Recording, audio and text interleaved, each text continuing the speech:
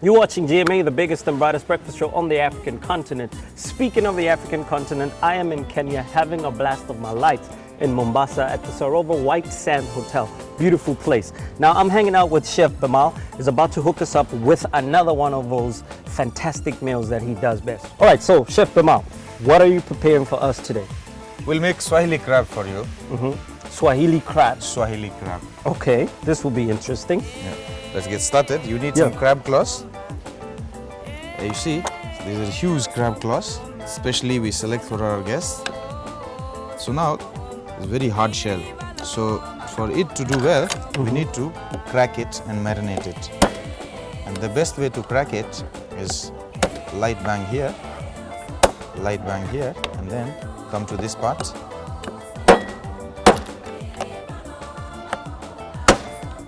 And then this part. We do it so that spices, flavors and seasonings can get inside. That's done. This part. And then down. So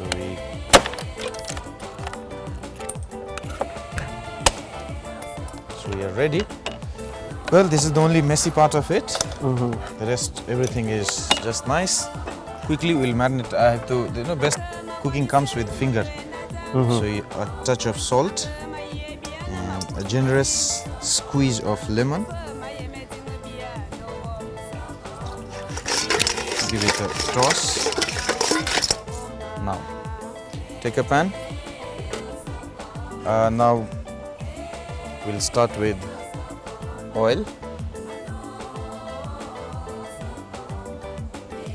In most of the Swahili dishes, it's oil-based cooking.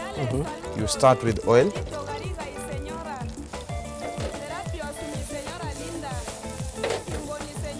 While onion is semi-translucent, you add some tomato, fresh tomato. It's all about the freshness. It's all about, most of the Swahili dishes use lots of fresh ingredients. When tomatoes start wilting, now you have option. If you don't have access to fresh tomato, you can very well use the canned tomato paste, which is available in supermarkets. But that's a substitute. If you have access to fresh tomato, use them. It smells beautiful and it adds that different flavor to the dish. Now at this stage, when my tomatoes are wilted, I go ahead with ginger garlic paste. Ginger garlic paste.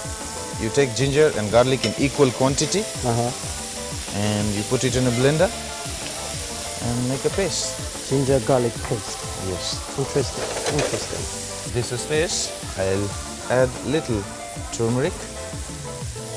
What's that? Turmeric. It not only adds brilliant and pleasant color, it also adds a different aroma to the whole dish. A little bit of cumin powder. Now this spice mix of turmeric and cumin is the Asian influence in the cooking of Mombasa. So as you can see, my spice is cooked, onion is well light browned, tomato is wilted. Now it's almost ready to form the base of gravy. Now this is the stage where I would like to introduce my crab, lightly marinated crab claws. Also add to the flavor.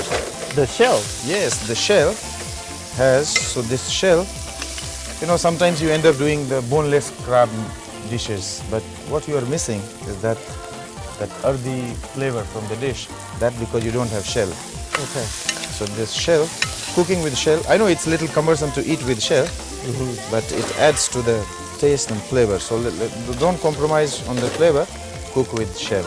That's why I always keep suggesting to my guests also. Interesting. So how long have you been cooking then?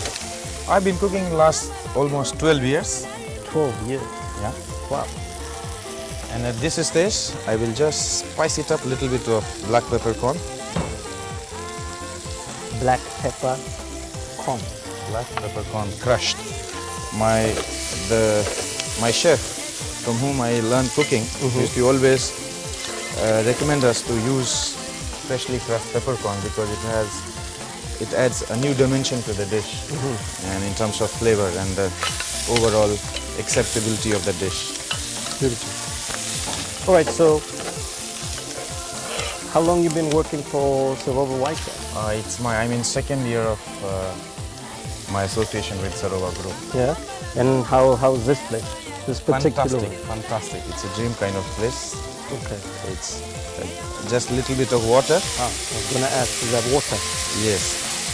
So what does the water do? Why Water, add water? yes. Water would, you see the crab doesn't have too much of moisture. So those onion, tomato and spices have danger of getting burned. So this water protects them and also creates that steam which helps you to cook the crab. And also it is going to help me form a gravy, a curry kind of thing, because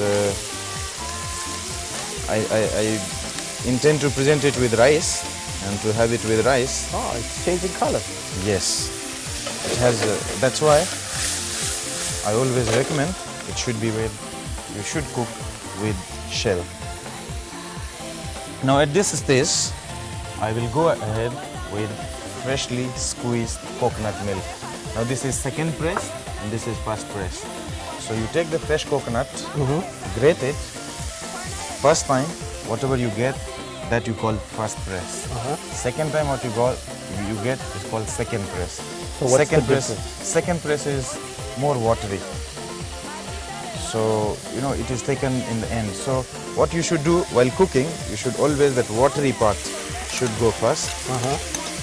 So you use both? You use both. You start with the second one? Yeah, you start with the one which is more watery, because chances of second press coconut curdling is very less. Okay. Because it has, and at this stage, whenever you cook with coconut milk, moment coconut milk is in the pan, flame should be put on the sim.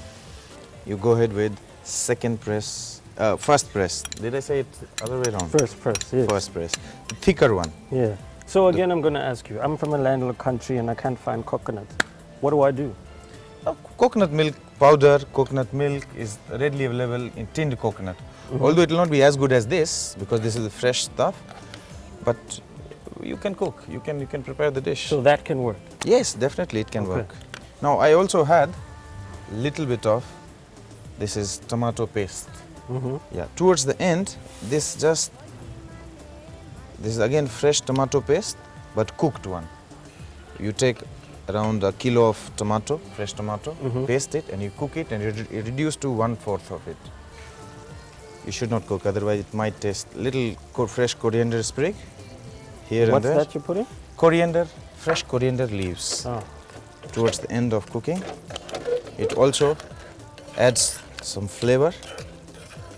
It gets half cooked and it still remains green to make dish look pleasantly, specked red and green, red and green. Wow. More greens. More greens. After it's ready, you can put more greens. Yeah, just in center. It makes dish look nice. And it's done? It's done. Just extra zing. For extra zing, just a light squeeze of lemon juice.